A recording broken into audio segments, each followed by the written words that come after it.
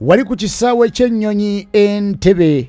Ekisaawe ky'Enyonyi kya Entebbe International Airport batugambye nti Enyonyi ebadde situka okugenda mu ggwanga erya Turkey. Enyonyi eno Airbus A330 ebadde egenda mu kibuga Istanbul wali mu ggwanga erya Turkey eremeseddwa okubanga eyimuka olw'ebinyonyi ebisazeeko ekisaawe ky'Enyonyi kino eky'Entebbe.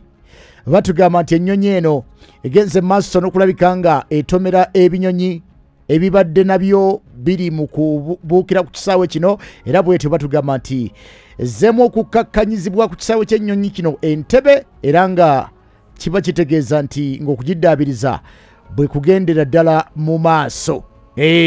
Bagamba nti Enyonyi eno ebadde egenda mu kibuga Istanbul mu ggwanga erya Turkey, bwetyo n'etomeregana n'ebinyonyi, ebinyonyi birds.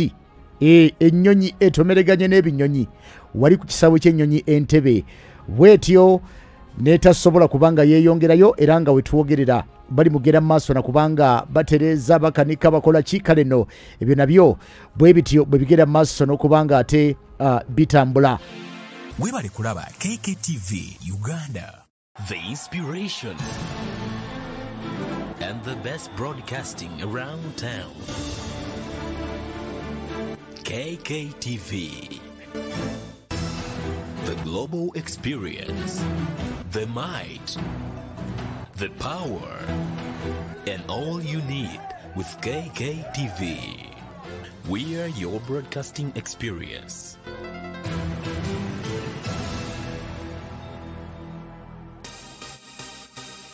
Thank you for subscribing to KKTV.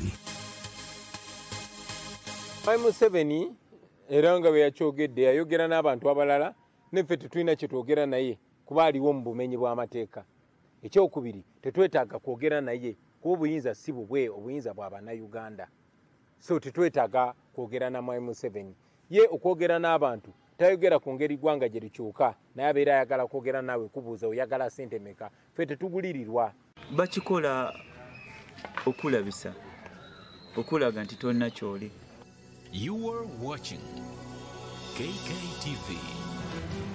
Kikulaga nti eno gavumenti ya Museveni eriwo mu bumenyi bw'amateeka, tegondera amateeka, tegoberera amateeka, yo ekola byeyagala. Omuntu omu yasalawo, bwasalawo nti kati beera mulamu ng'obeera mulamu, wasalawo nti kati beera mufu ng'obeera mufu. Mr. Aborted kanumbe, oba bankuba bankube, oba banzita banzite, oba kyekigwawo kigwewo. You are watching KKTV.